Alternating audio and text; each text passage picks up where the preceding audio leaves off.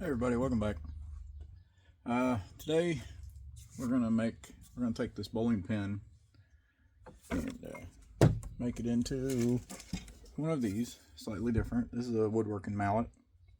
If you notice all the little holes there, my daughter didn't understand the concept. She just heard hammer, so she tried to use it for nails, which did that. Which I wasn't mad because she didn't know. So, and I've made more since then. I sell a lot of them, but I just keep these around. I keep this one around because it's already beat up, and I just use it for, stuff around here at the shop. But all of them I make at the moment. Eventually I'll run out of bowling pins, so I'll have to glue some other wood together and do it. But right now it's all made out of bowling pins from my local bowling alley that went out of business. So, start off. Now, if you have an attachment, this is just a small lathe from Harbor Freight, and it didn't come with this chuck. This is a Nova chuck.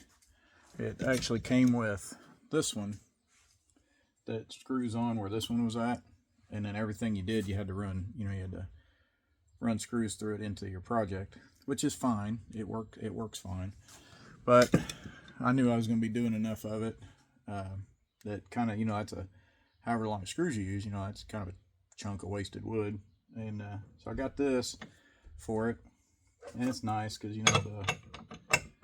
the teeth come in and out, for holding on to stuff. And you also, when you're when you're doing a tenon on a project, you can make it to where it fits inside of here, or you make it internal so that this will clamp onto it like that and hold on to it. But if it's a smaller piece, or like the end of the bowling pin, a lot of times people will use one of these. They clamp into the Nova chuck, and it's got teeth and a little pointer. But I had been using that, but it was a real pain because it would slip, at least on these, because it's got wood, but it's also plastic around there.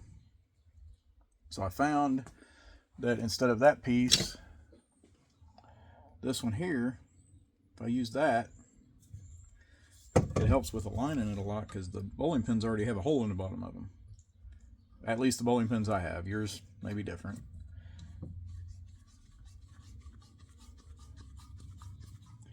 So after you put that in there and get it all nice and tight, now you only have to worry about centering one side instead of it wobbling all over on you. So you put that in there, run your tail shaft back, and tighten that up. And make sure, there are some chucks that have 2 places to tighten, and some that have 3, some that have 4. Just make sure you go around and tighten all of them. This particular one has 2. So there's that. And see how it still wobbles on the end there?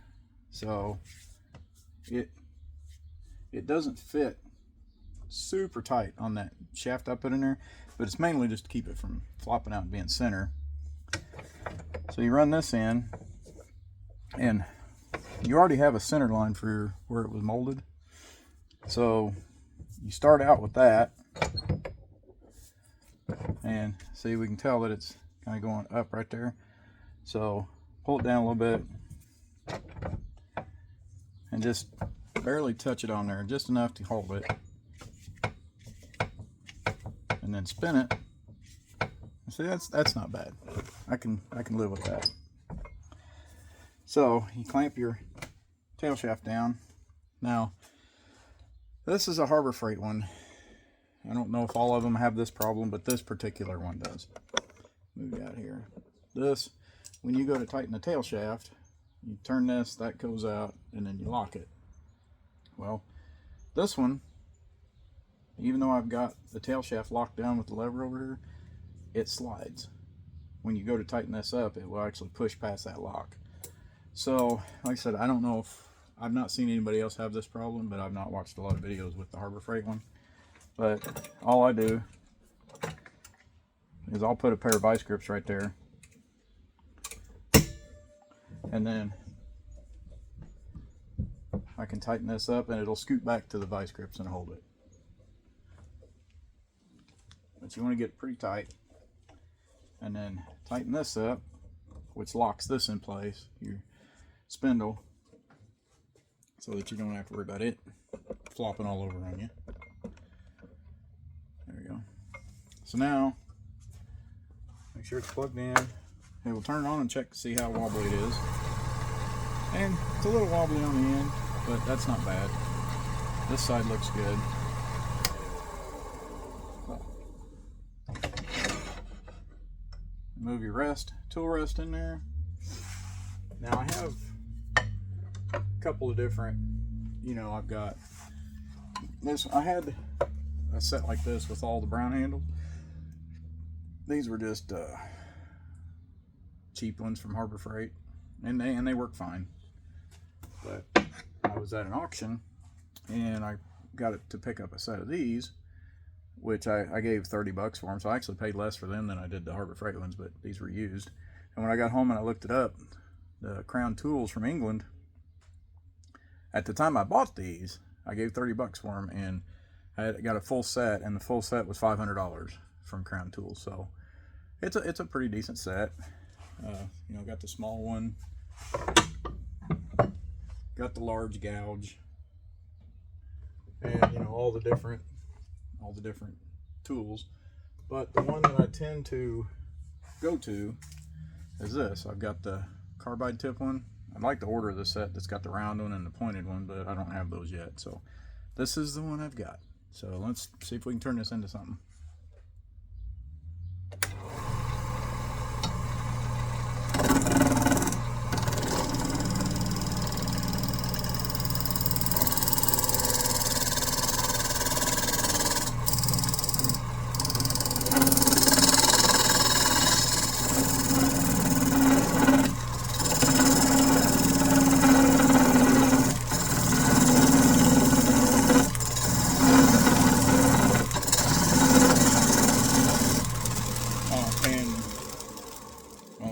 A couple things.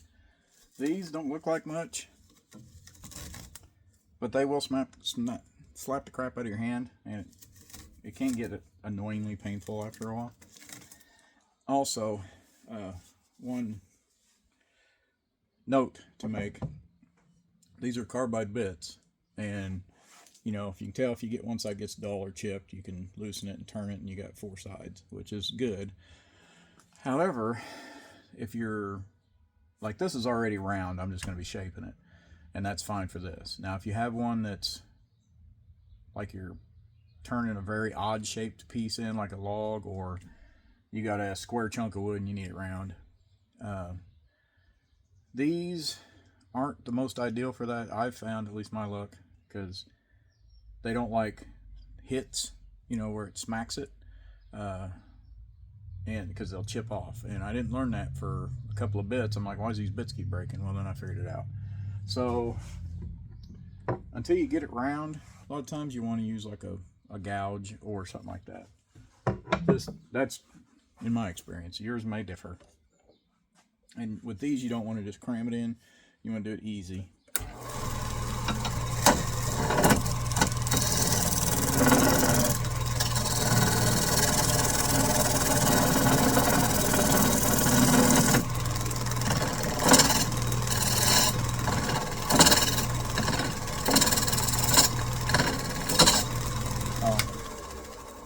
And you will get confetti all over you.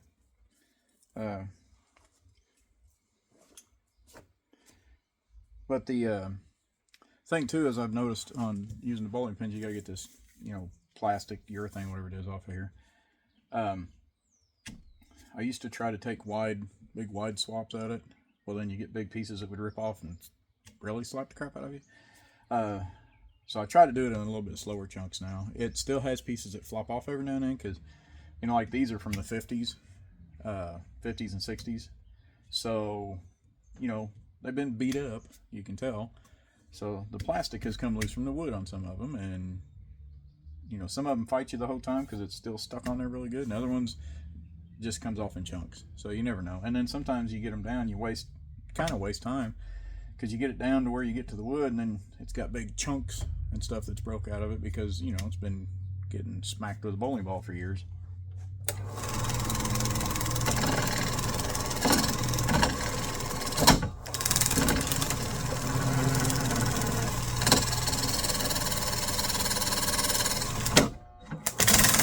Okay.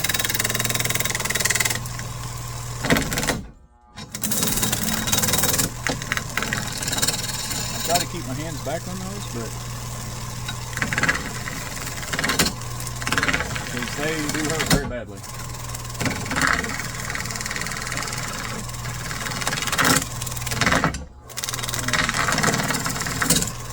This one likes to stop every now and then because the pulley's about half wore out.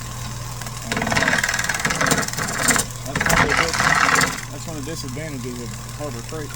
This particular Harbor Freight is finding replacement parts for it.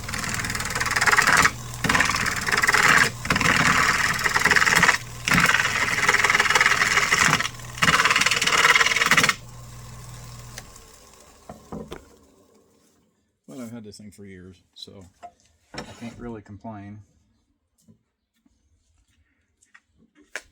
Yeah, see this, the plastic's already loose on it.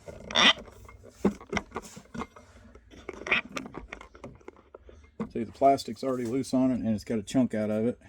That's not a huge chunk, so we're going to still try to save it, but let's see what happens.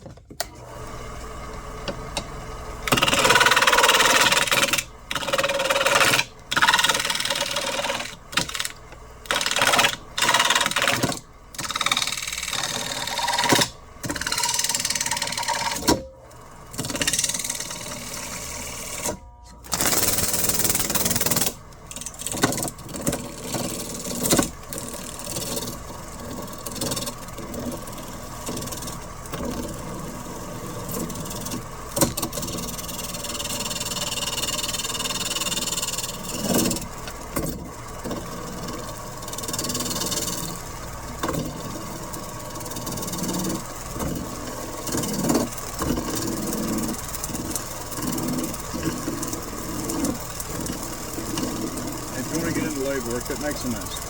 Just throw that in the end now.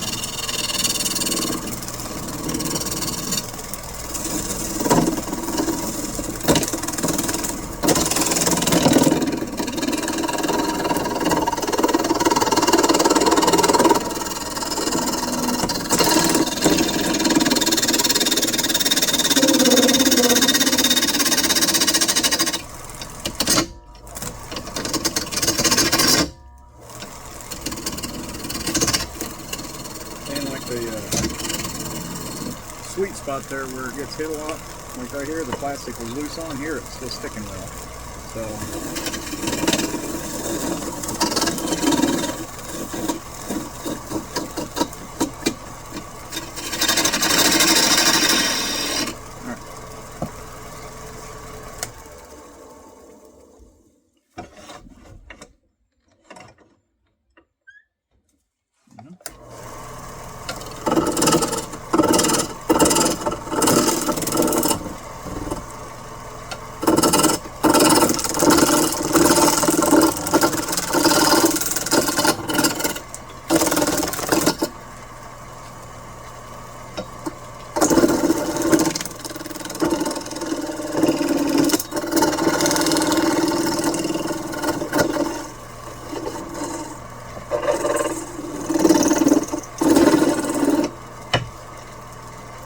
Now we can start shaping it.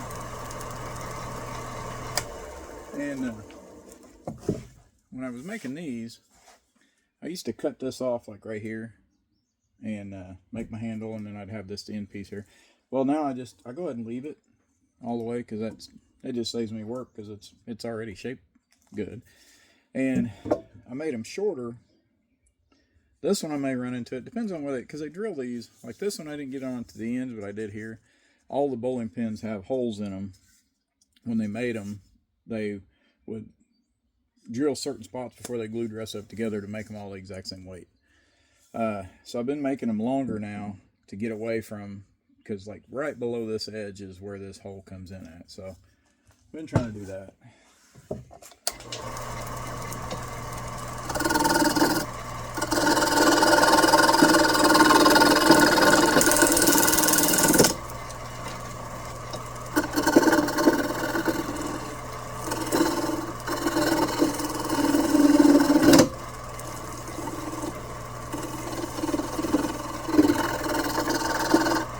But the end there's already good, so I don't really need to do much to it.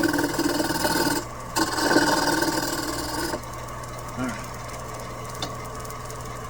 Now we can put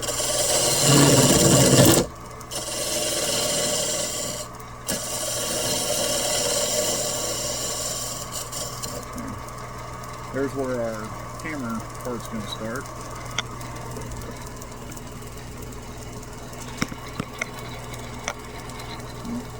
So right here is where our hammer part's going to start, or the actual hammer head. This will be the handle.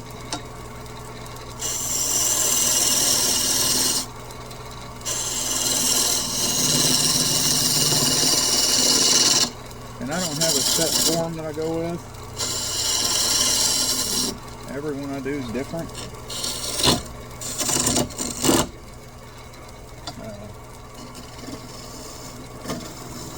Every one I do is slightly different, or quite a bit different, depending on how I feel that day.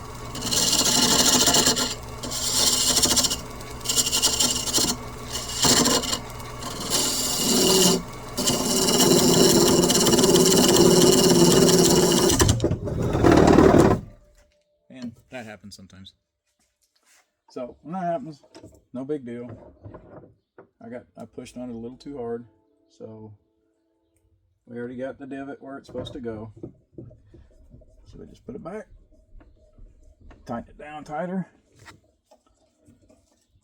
And when I just pushed a little too hard on it. But that happens sometimes.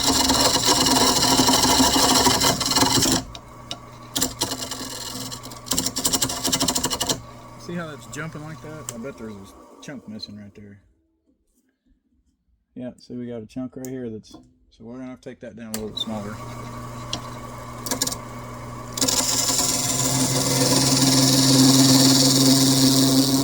And sometimes your design depends on what you got to work with.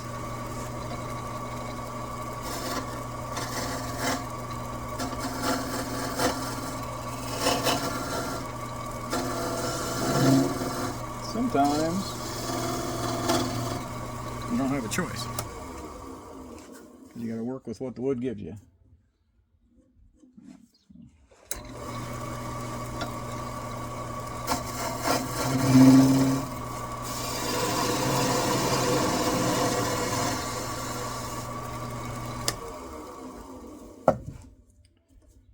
There we go. And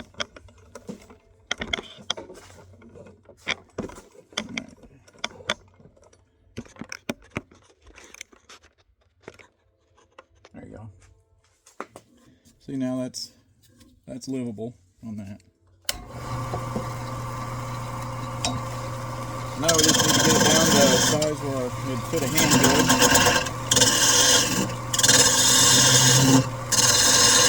With these I found it seems to be better instead of trying to go sideways, we just take a little chunk.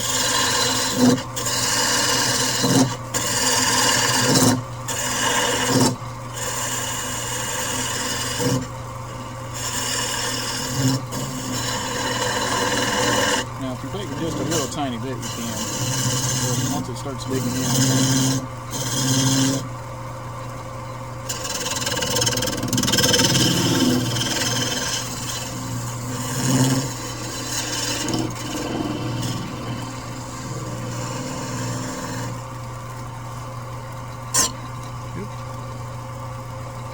Sorry, camera stands in the way.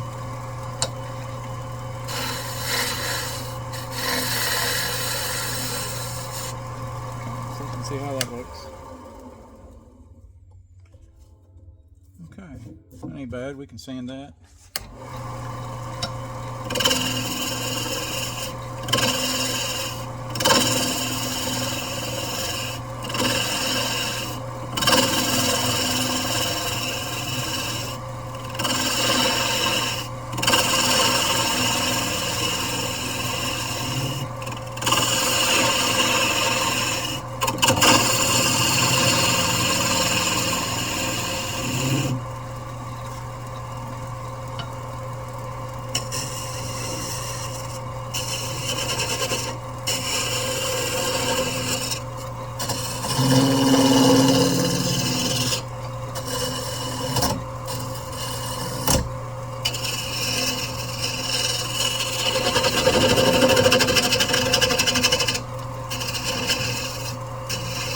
See how it wasn't very thick I was taking? You can do that.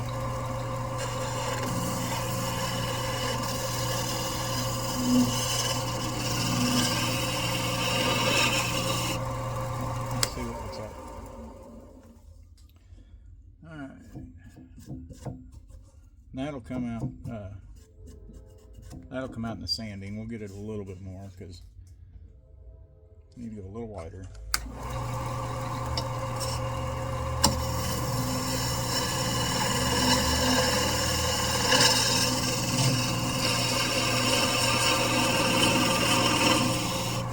And I just make these. I just make these so my hand fits comfortably in them.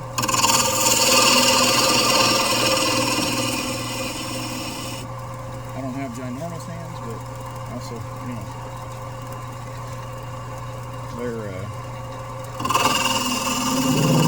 they're going to catch most people the right size. And make sure anywhere that you're going to have your hand hitting, you want to make it not a sharp edge. So, you know, when people put their hand there, they're not, you know.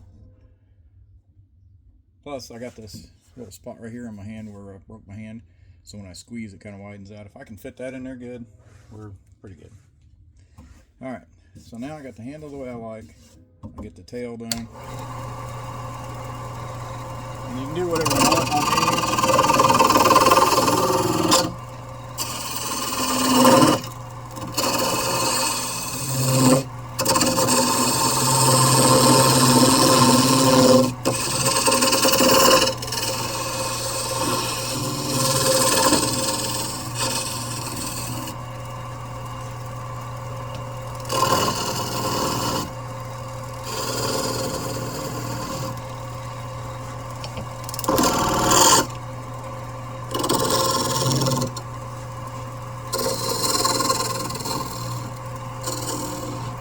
I can't get to, I'll just sand that by hand once I get it off here.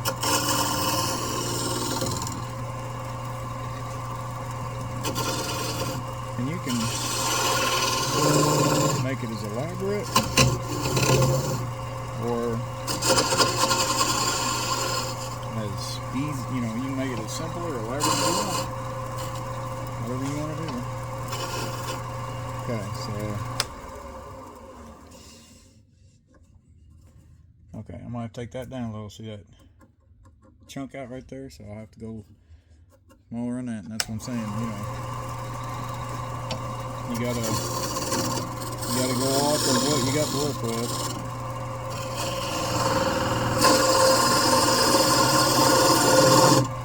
Sometimes one design doesn't work for you, or the wood doesn't allow it, you got to do something else. Okay, so that I can get out sanding, so that's fine. Alright.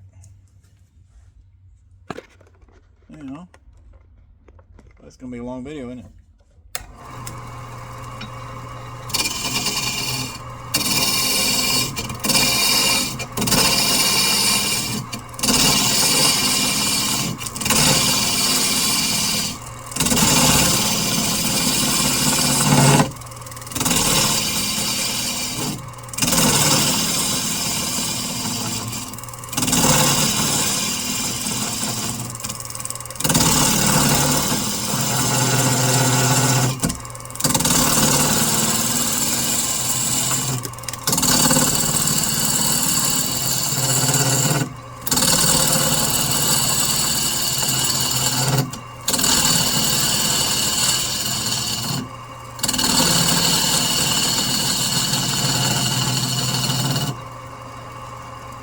Alright, there's my flat part for the hammer.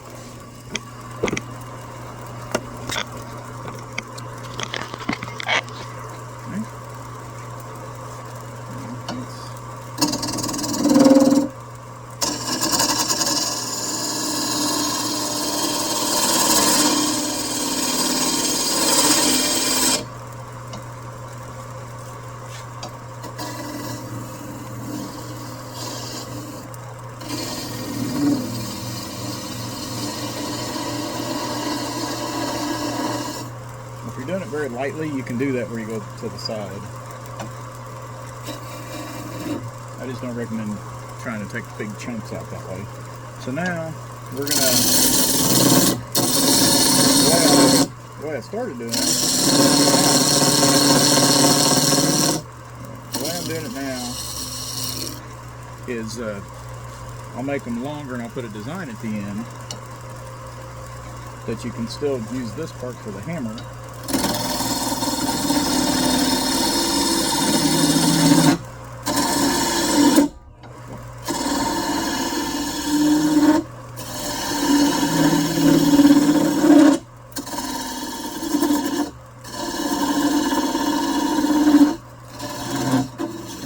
Sorry about it stopping every now and then. That pulley that's bad, I've got it as tight as I can get it, and it still doesn't like to grab the way it should every time. So get some of this out of here. I'm kind of halfway see what I'm doing.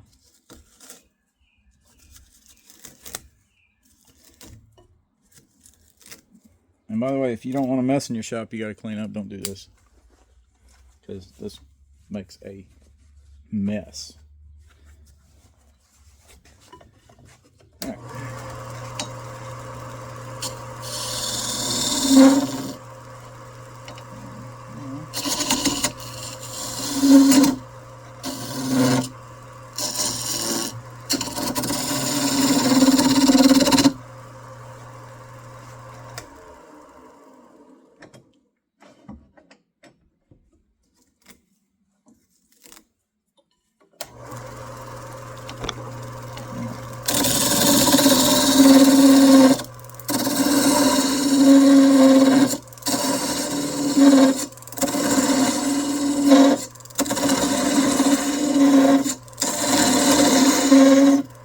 Something you gotta watch out for is, remember that stud we put in there to hold the end?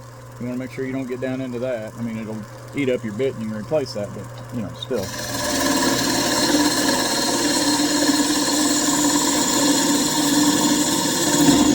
So this is my area I'm gonna cut it off at. So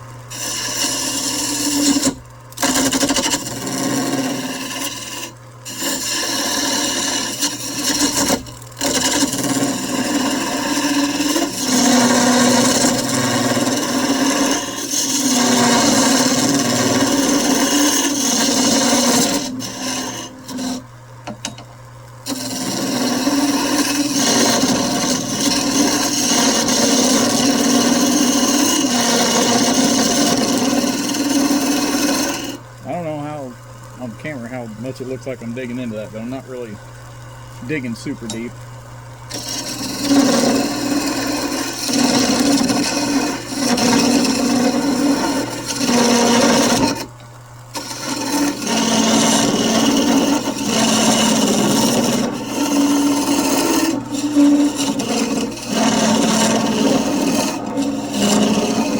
Okay, take it down to about that. And then now you got all these lines here, so you just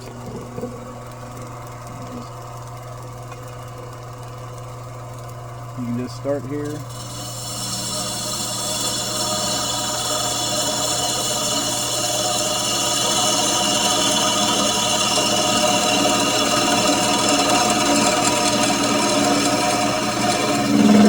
There, now you got a nice sandable line. Move that edge a little bit.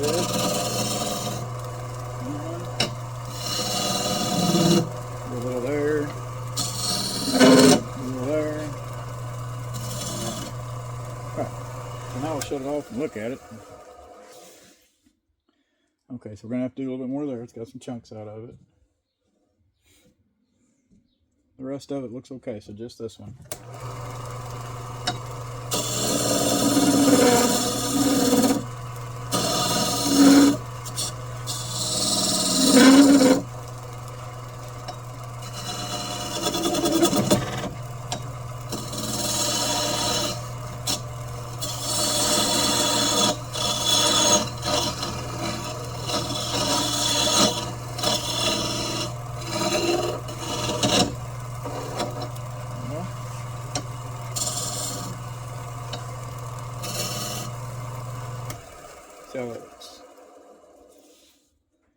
Oh yeah, much better. Okay.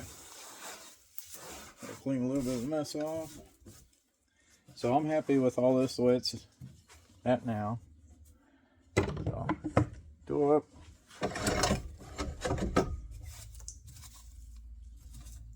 Take this out of the way. And get you some sandpaper. We got different grits. I got 24 all the way to 12,000. So now comes the fun part that every woodworker loves, the sanding.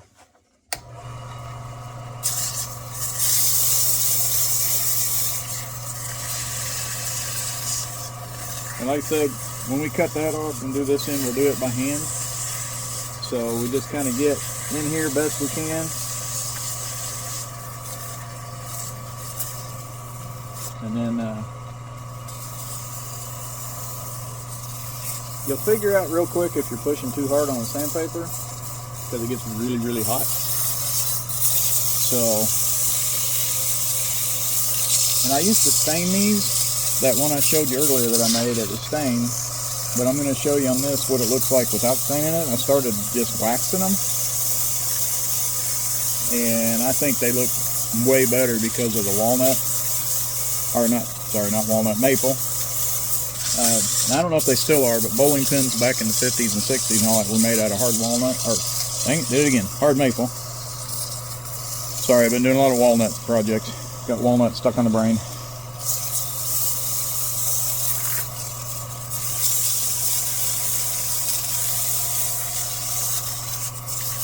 Well, getting all the little grooves.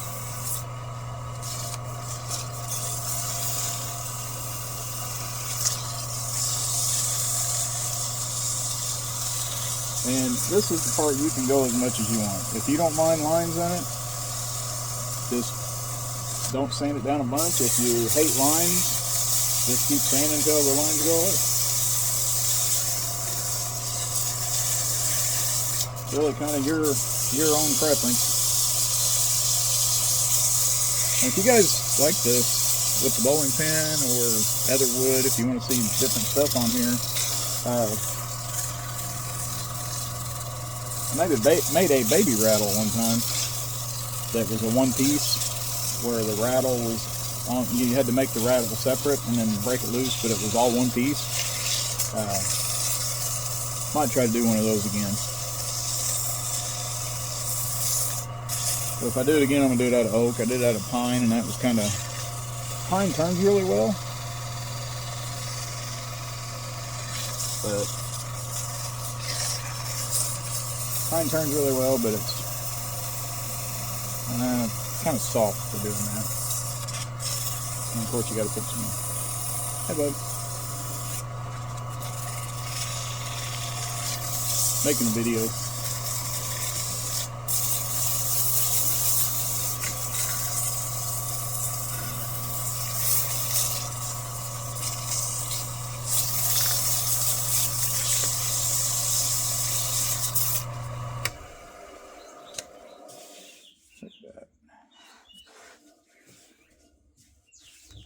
Okay.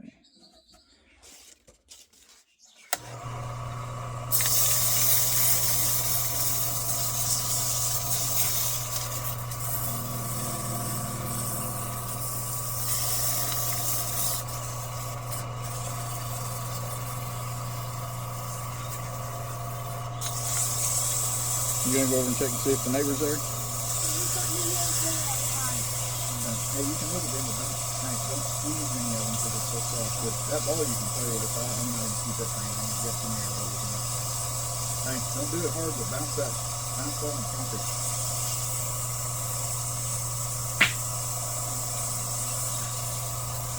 Sorry, talking to my son. He's out here in the garage with me.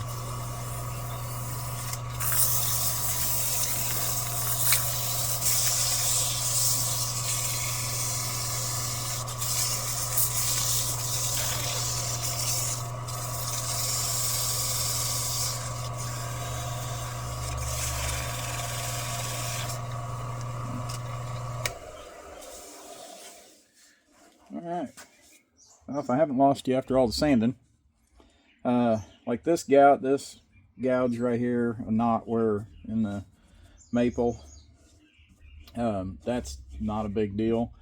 If I was, I'm gonna keep this one for myself, but if I was gonna sell this one, I would take and put some epoxy in there. Can you hand me the wax off that? No.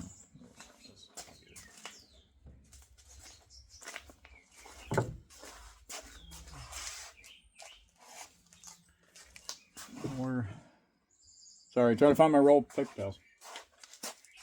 I had a roll here that was. Oh well, I'll get another one. I'll find that one later.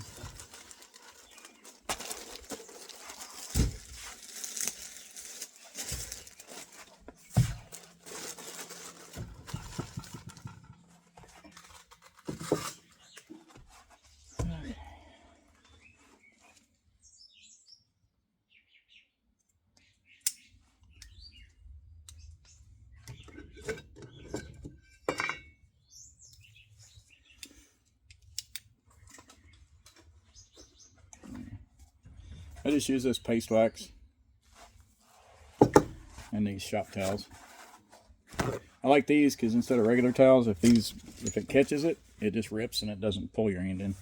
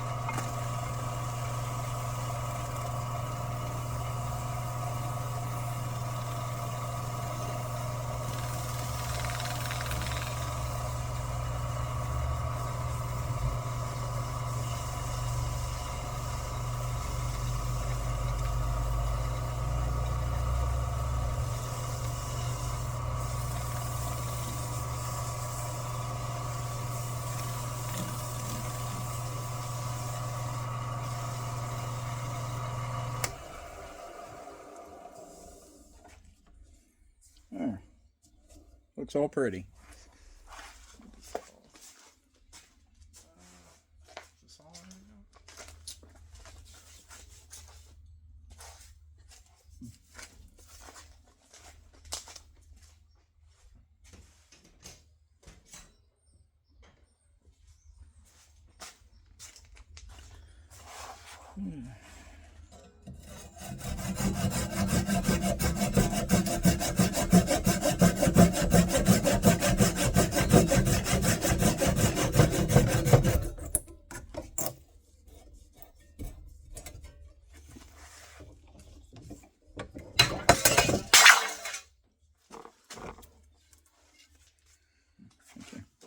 And I just use a Japanese pull saw. And see, that side just needs sanded down, and then that.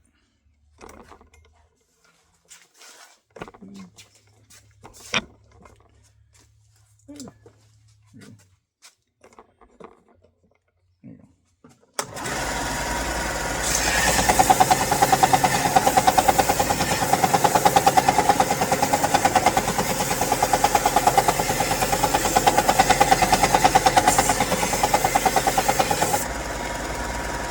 There you go. Have a good day.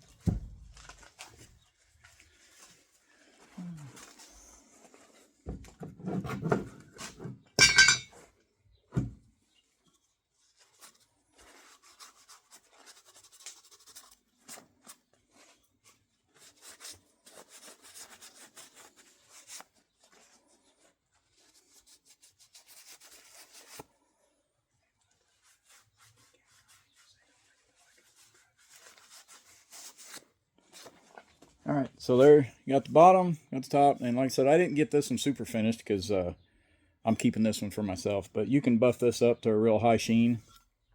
But this is the one, and I generally save my rag with got the wax on it because there ain't no sense in throwing the rag away when you can use it for other projects. Because the wax, it's not gonna hurt the wax to be on the rag out in the open. So if you want to see more like this, let me know, or other stuff you want to see made on the lathe. But that was out of a bowling pin, and now I'll let my son tell you something. Don't forget to subscribe. Like and subscribe. And like and share. And share. And like. And like. And like. All right. So thanks for watching, everybody. Later.